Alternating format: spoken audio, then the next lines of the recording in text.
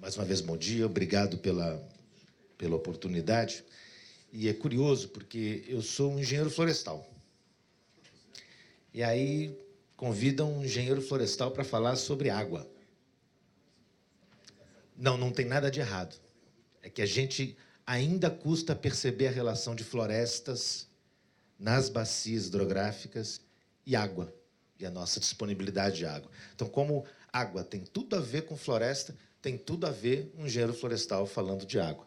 Mas eu vou falar bem rapidamente, né, nessa ideia de só lançar algumas ideias. Não vou falar exatamente sobre abastecimento de água, mas vou falar sobre alguns desafios para a nossa resiliência para a cidade ou para a região metropolitana do Rio de Janeiro. Como região metropolitana, que eu já estou saindo do escopo formal da região metropolitana. Eu estou usando uma área que a gente, lá na Conservação Internacional, chama de mega-rio. Ela pega quase toda a região metropolitana, não toda. Ela pega toda a bacia do Rio Guandu. Né? E aí nós temos, então, 30 municípios, 11 mil quilômetros quadrados, onde vivem aproximadamente 13 milhões de pessoas. Essa é a segunda megalópole do país, e ela é interessante. Eu gostei da figura de linguagem do Sérgio, do pinico. Né?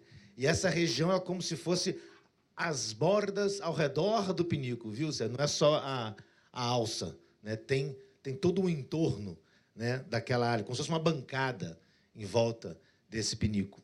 E essa bancada ainda é riquíssima em biodiversidade e principalmente em serviços ecossistêmicos. O entorno dessa metrópole adensada, urbana, é um entorno de montanhas, de bacias, de rios, que ainda oferecem, que ainda sustentam, não apenas de serviços ecossistêmicos, mas também de alimentos, essa grande metrópole, essa grande malha urbana. Então, a nossa resiliência também depende da manutenção e da proteção das condições dessas áreas. A gente entende como, apesar de um desafio, uma tremenda oportunidade do ponto de vista de construir modelos, de encontrar modelos. E nós vamos falar aqui de algumas questões. Esse aqui é só um mapa esquemático, não vou explicar isso aqui, obviamente, mas que mostra um pouco como é que funciona o sistema de captação, de tratamento e distribuição de água na região metropolitana do Rio de Janeiro. E eu queria... Esse vermelho aqui aponta? Não é, mas tudo bem.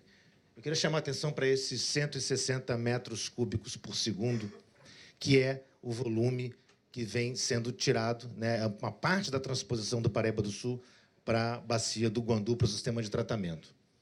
E aí, esse sistema de tratamento, olhando para os números oficiais da SEDAI, lá na estação de tratamento de água do Guandu, são 43 mil litros por segundo, que dá aí aproximadamente 3,7 bilhões de litros de água por dia, que são tratados e colocados nas tubulações para serem distribuídos para a região metropolitana.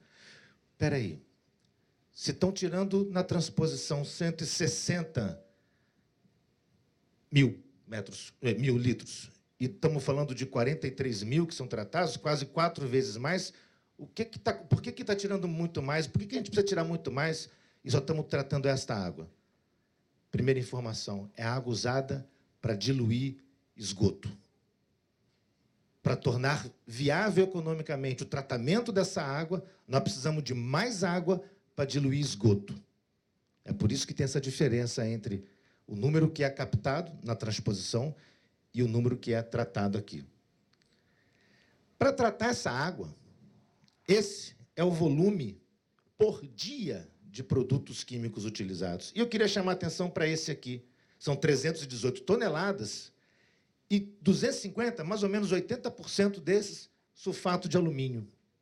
Sulfato de alumínio, no tratamento de água, serve para decantar sedimentos. Sedimentos na água do rio significa solo.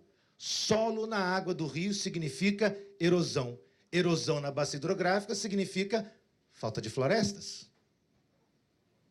E aí nós estamos gastando um dinheirão e nós pagamos isso. Está na nossa conta de água. Nós é que pagamos isso. Para tirar solo de dentro da água. E nós consumimos muito mais água para diluir esgoto de dentro da água. Talvez a gente tenha que começar a pensar como é que eu não deixo o esgoto chegar na água, como é que eu não deixo o solo chegar na água. A conta vai ser muito mais barata. Isto aqui vermelho, só para quem está longe aqui, vermelho é péssimo. Isso é qualidade da água, em pontos de análise na bacia do Guandu.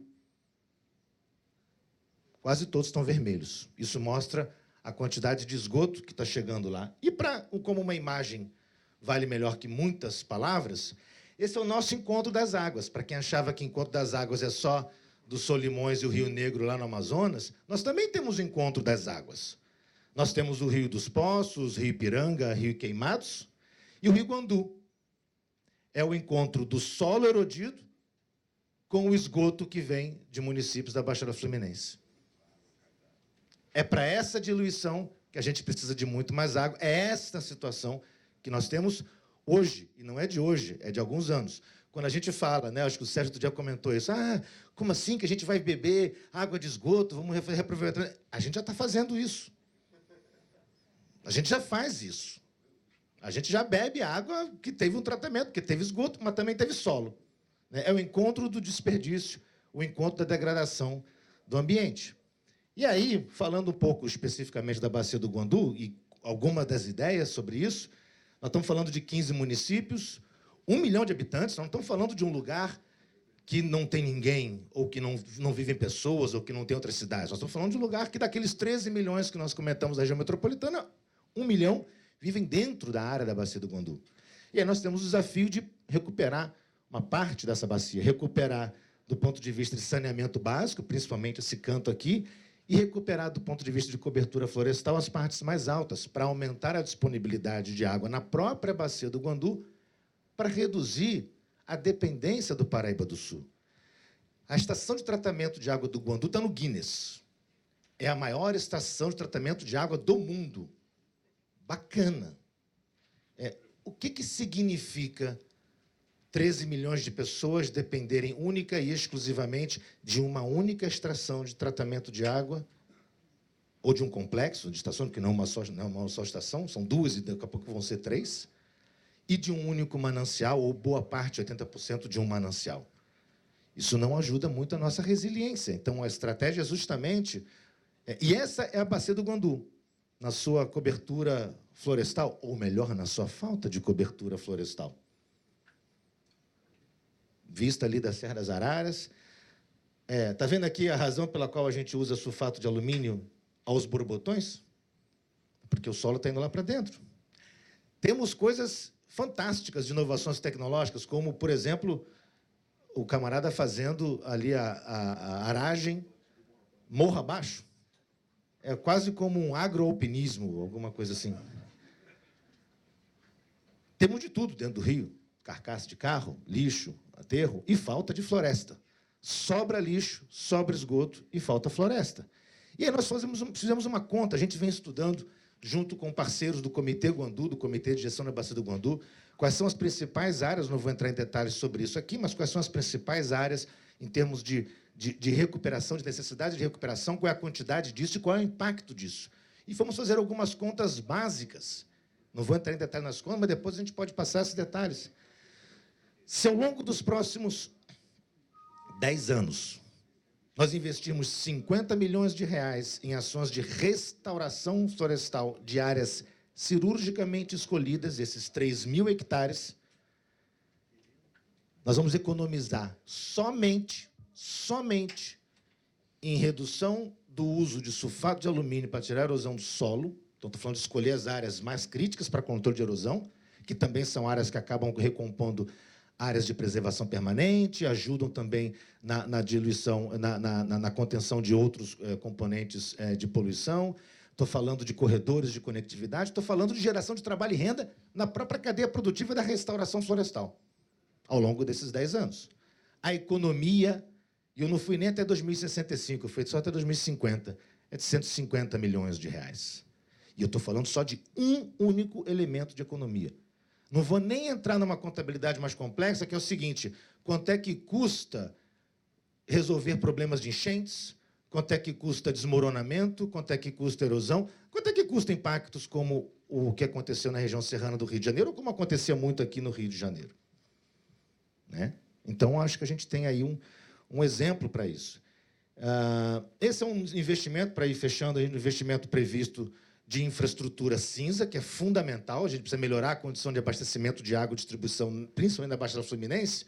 Só que desses 3,4 bilhões de reais em investimento, não está previsto recuperação ambiental da bacia. Não está previsto, por exemplo, tirar o esgoto daquela água, aquela parte negra que está chegando em Condos. Não está previsto isso. Então, nós vamos investir esses mais 12 mil litros por segundo vêm do mesmo lugar, da mesma água. E tiveram uma brilhante ideia para resolver isso. A engenharia civil resolve tudo, é igual programa de PowerPoint, aceita qualquer coisa. Vão tirar, vão fazer uma alça de desvio para a Baía de Sepetiba. Lança direto na Baía de Sepetiba. Não vamos tratar, não vamos ter saneamento. Então, acho que a gente tem aí uma combinação entre, que a gente chama de infraestrutura cinza e infraestrutura verde. Não vou entrar em detalhes, mas eu trouxe esse número, entre 30%, esse número é uma caixa preta, né? A gente nunca sabe exatamente quanto que ele é, mas entre 30% e 40%. O Jornal da Globo ontem falou 37%. É a nossa perda de água. Água que foi captada, que foi tratada, que foi clorada, que foi colocada dentro da tubulação e que é perdida. Tem as perdas comerciais e as perdas operacionais mesmo. E aí eu vou pular aqui essa parte, para a gente não... É só pensar um pouco também em resiliência, as alternativas que temos como backup, não como solução para abastecimento, mas como backup em momentos críticos. Então, além da Bacia do Guandu, além da Bacia do Paraíba do Sul, algumas áreas que estão dentro ou nas bordas da cidade do Rio de Janeiro e que podem ser pensadas como áreas de alternativa em momentos de crise, a represa do Camorim, a região do Mendanha, que já abasteceu uma parte daquela região. E aí, para fechar, 3 questões críticas para que a gente possa refletir hoje. É essencial para que a gente tenha um rio saudável, sustentável e resiliente, primeiro, a redução das perdas e do desperdício, tanto no tratamento, aquela questão de ter que captar muita água para diluir esgoto, quanto na distribuição, as tais perdas técnicas, que chegam a quase 40%, e no consumo, obviamente. Temos que ser mais eficientes no consumo de água.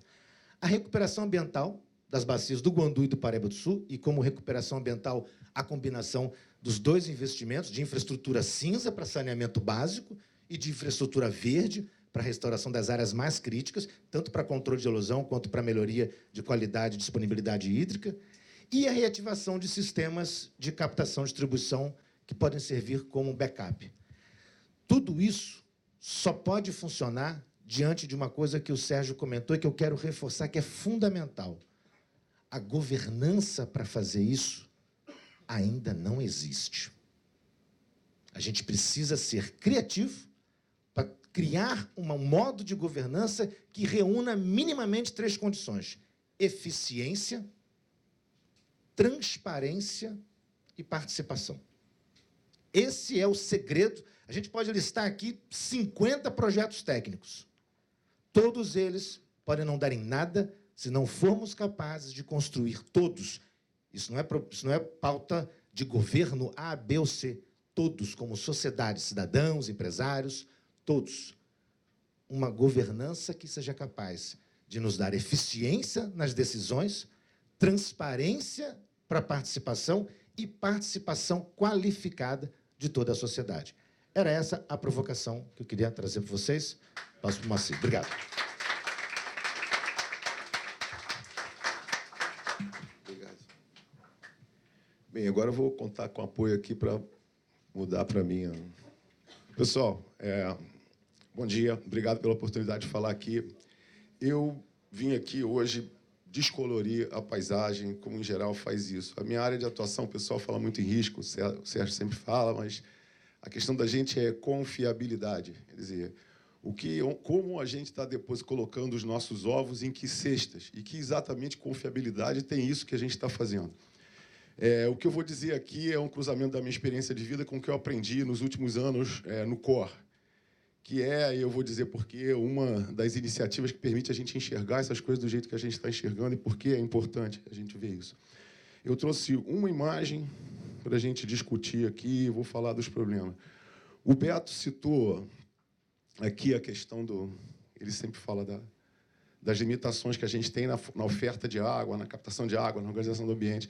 Eu vou falar como a gente trata isso. Vou começar com algumas máximas. Primeiro, os seres humanos perderam hoje, depois de 30 anos, praticamente, do Our Common Future, que foi o primeiro relatório científico que enfocou os problemas que a gente estava vivendo, perdemos a chance de escolher entre uma coisa boa e uma coisa ruim. Hoje, nós podemos escolher uma coisa ruim e uma coisa pior, né?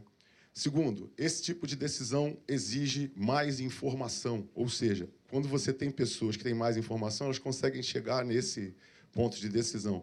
Se não chegam, o que acontece é que quanto mais a gente explica, mais as populações se sentem enganadas, não se sentem esclarecidas. Elas estão tão fora da discussão que, às vezes, você vai todo enfático para explicar uma coisa e acaba levando mais desconfiança e as pessoas não falam nada. Primeira coisa, a gestão municipal que a gente faz aqui tem um problema orgânico de governança. Uma parte o Beto citou, eu vou citar o outro. Eu estou há alguns anos com toda a equipe acompanhando o trabalho deles na questão da resiliência. Não tem um problema de resiliência que eu resolva com uma só secretaria.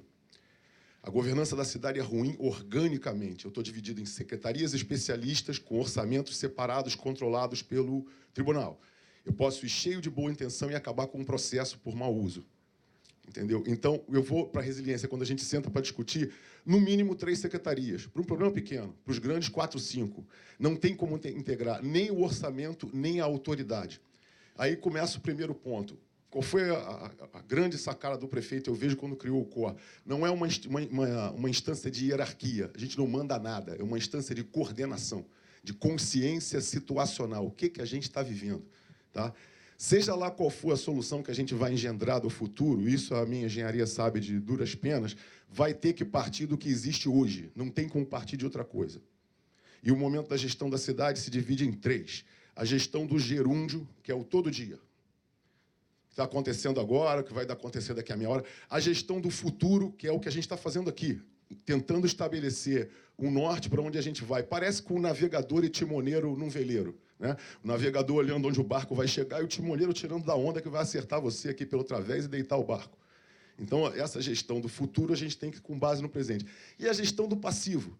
Qualquer gestão, quando entra, já sabe que vai se apertar, e muito, com o que recebeu anteriormente, que parece insolúvel. Então, vamos dar uma visão à luz disso. Esse é o sistema de água do Rio de Janeiro, os principais pontos dele, que o Beto mostrou agora com mais detalhe. Mostrou que a estação do Guandu está aqui embaixo, a pequena captação dela vem daqui, a grande captação de lá. Então, vamos analisar do ponto de vista de confiabilidade esse sistema. Vou começar aqui, lá no alto, no reservatório de Ribeirão das Lajes. Você sabe o que é isso aqui, amarelo, passando na beirada do Ribeirão das Lajes? É a estrada Rio-São Paulo, a Dutra, onde passa toda a carga perigosa entre os principais polos de produção de São Paulo e o Rio. Passa na borda do nosso reservatório principal de água, sem você saber sequer que aquilo é a água que abastece o Rio de Janeiro. Não tem um batente para conter caminhão, não tem nada. Se cair um resíduo aromático ali, fecha a captação, em uma semana a gente está em crise. Se aquela chuva que caiu na região serrana, num raio gigantesco, caísse sobre a região do Ribeirão das Lajes, Beto já está aqui desesperado, ia simplesmente afogar o canal de captação. O movimento de solo em direção ao reservatório ia ser tão grande que a minha captação ia ter que ser fechada. E aí? Repara que a disponibilidade do sistema de abastecimento d'água é do tipo 7 por 24, 7 dias por semana, 24 horas por dia. Aí a gente vem descendo aqui os outros pontos, todos estão na beira de estrada. Todos não têm proteção. A maior parte das pessoas não sabe o que significa o sistema de captação de água que abastece as suas torneiras. Quando se fala em duplicar o Guandu, o Beto falou, isso parece uma piada. Eu vou duplicar o tratamento sem duplicar a oferta d'água? Eu não estou mudando o quadro da gente ser o maior núcleo urbano em número de pessoas abastecido por um só ponto de tratamento. Então, não adianta a gente mudar o Guandu aqui, duplicar. Tem uma foto dele aqui dos nossos reservatórios. Vamos ver aqui, ó. Está vendo a estradinha ali? A outra. Olha o Guandu aqui, cá embaixo. Daqui que vem toda a água da gente, essa instalaçãozinha aqui, ó, que capta longe no Rio, sujo pra caramba. Eu vou dobrar o quê? A estação? Estou trazendo perguntas, vocês deviam fazer pergunta, eu estou levando perguntas. Se funciona isso, só a guisa, eu estou ficando maluco. A outra coisa que existe de interessante é o seguinte: todas as soluções que a gente pensa em termos de energia, água, bens comuns, passam por uma mudança de comportamento nossa. Quem quer mudar o comportamento? Outro dia eu falei disso numa reunião, lá o cara falou para mim: você quer transformar meu apartamento num camping? Eu ligo a televisão um pouco, ligo o outro, o ar-condicionado funciona. Era o razoável, não parece não, está faltando. Nós viramos um país maluco. A gente não quer hidrelétrica porque afoga índia e floresta, não quer nuclear porque é arriscado, liga um monte de termoelétrica, paga o olho da cara e nem tem sustentabilidade. A gente virou uma sociedade, em certa medida, caricata, por falta de autoconsciência situacional. Quantas pessoas enxergam isso? Isso é fadado a falhar. Ninguém apoiaria, ninguém faria seguro disso. Se você fosse fazer uma análise séria de risco, ninguém faria seguro disso. Vou segurar a água que pode faltar no rio. Nenhuma seguradora toparia se você mostrasse isso para ele. Nenhuma. Não vamos mudar a conduta, não. Vamos continuar fazendo. E isso é das pessoas. Então, o objetivo dessa discussão é dizer que não está fácil, que as nossas opções em termos de gestão da sociedade que a gente tem está virando quadro de PF de botequim. É o que tem para hoje. Sem alternativas de cardápio. Com uma sociedade que, historicamente, pelo déficit de educação que tem, perdeu a condição de opinar na complexidade que tem. Você conversa com a rapaziada hoje. Os americanos sempre se desenvolveram à margem desse tipo de reflexão. É bem interessante a gente pensar isso, né? A gente é tão tolo que aceitou o American Way of Life na década de 60, quanto uma conta mínima mostraria que, se você estendesse aquele padrão a todos, o mundo não cabia o lixo, nem tinha energia. Então, como é que a gente podia vender aquilo? Ou como é que a gente podia aceitar aquilo como modelo? Hoje a gente vive a mesma situação, né? As ferramentas para a gestão estão sendo melhoradas, mas a estrutura orgânica da administração urbana emperra. Os atos que nós podíamos fazer, investimentos que podíamos fazer, uma compulsão burocrática gigantesca para você fazer o dinheiro chegar aonde ele devia chegar. O Beto falou agora, o problema do Rio é o maior prejudicado com essa situação. O Rio não pode gastar dinheiro facilmente, além dos seus terrenos. Como é que vai resolver isso? Quando os outros municípios da Baixada, nas reuniões que eu fui, olham para o Rio de Janeiro, olham como o primo rico, né?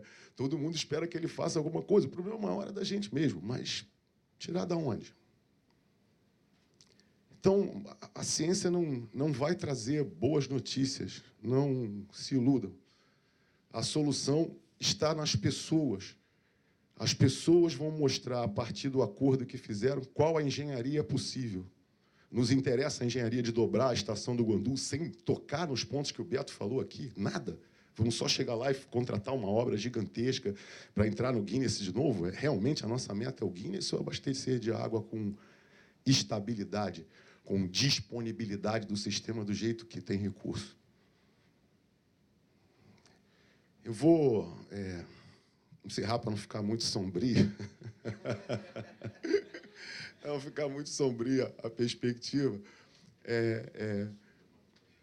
Nós já passamos por várias situações, e nós, estou falando como sociedade, como grupo social mesmo, e mudamos a nossa opinião em tantas coisas.